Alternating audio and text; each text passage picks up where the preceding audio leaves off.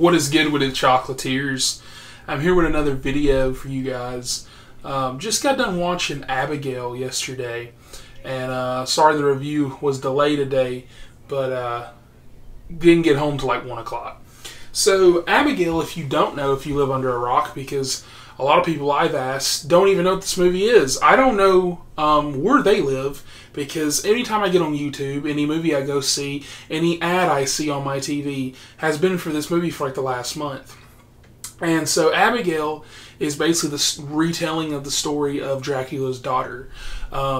You have this little girl that gets kidnapped by these group of criminals trying to siphon money from this criminal mastermind's account, and turns out the girl is a vampire. And this is where it gets ramped up, gets rolling, and that's pretty much all you need to know. There's not really anything necessarily to spoil in this movie. It's pretty run-of-the-mill, but this movie is fun. It's definitely one of the most fun I've had in a theater in a while. I would say coming close to definitely being one of the best dark comedies I've seen this year. And ironically, a lot of you guys are probably like, what do you mean this year? There actually is a second one, Lisa Frankenstein. I think it's pretty even with that movie, and I really enjoyed that movie. It has a lot of kills in it. Per usual, it's a vampire movie.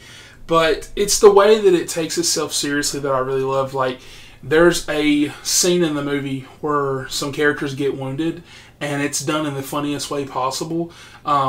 But once again, based on the writing level, is why it's funny. Take this into any other account and show any other situation like this in any other horror movie, this would have been scary. You're like, oh my god, they're mortally wounded, this and that. But in this movie, it's funny. Certain things happen to certain characters that, like I said, is just very funny. And so for me, I think the real standout is the characters. The girl that plays Abigail, she's a standout for sure. She definitely puts on that good charade of, oh my god, please don't kidnap me, I'm just a child, and then turns into a killer the next moment. Melissa Barrera, Dan Stevens, Catherine Newton, and the rest of the cast, like Angus Cloud, they all do their part.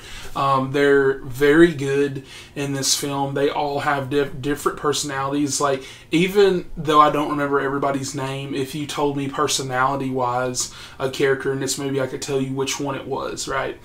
You got the hacker chick, you got like the ex-military, you know, you've got the cop, you got this and that, and so it was really nice to see all those different backgrounds and basically put all these people in a house together. It's like watching an episode of Big Brother. Okay, it was kind of crazy.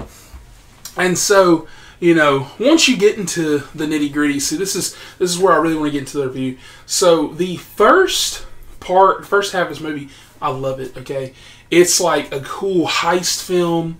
It's like the first, I almost want to say 5-10 minutes. I really don't know how long. It's probably about 10-12 minutes. The first little section of this movie is just so wonderful to see. It's directed so well. The music's on point.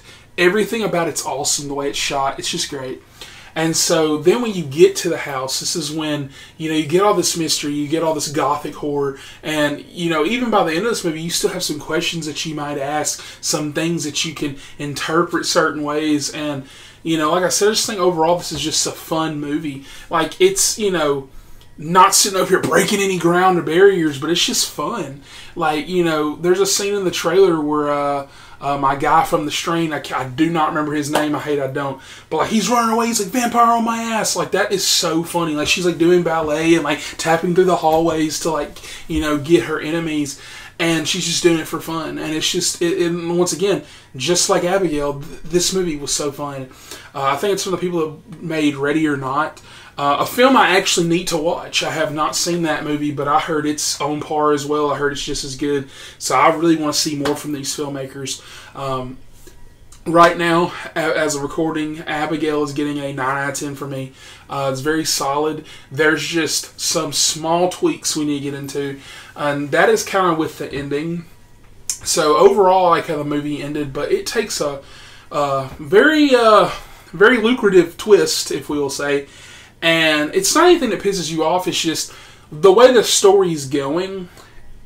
I both agree and disagree with a choice. So it's almost like they had 5 different endings for this movie, and they just were like, well, you know, we can't decide between them, so let's just cram them all up in there. So you have twists and turns that happen, stuff that happens, this that happens, and then, this part, you know, it's just all kinds of stuff. But outside of that, though, definitely didn't ruin the first 2 acts for me. The beginning of the 3rd act didn't ruin any of that for me. Didn't ruin any of this character development. And, you know, I even want to touch on that really quick. I love how they do character development. There's, you know, scenes where characters very smartly try to figure things out about each other.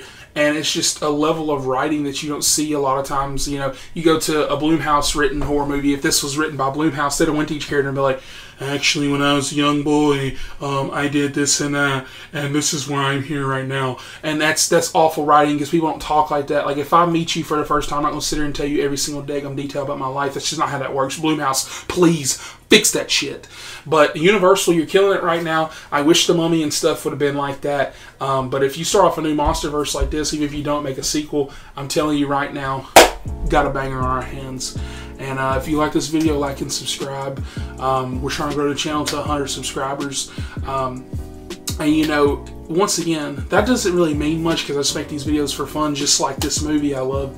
But you know, we're trying to hit 100. And so if somehow we do hit 100, if you're watching this video, go next best. We're trying to hit 500. So thank you guys, and I'll catch you guys on the next one.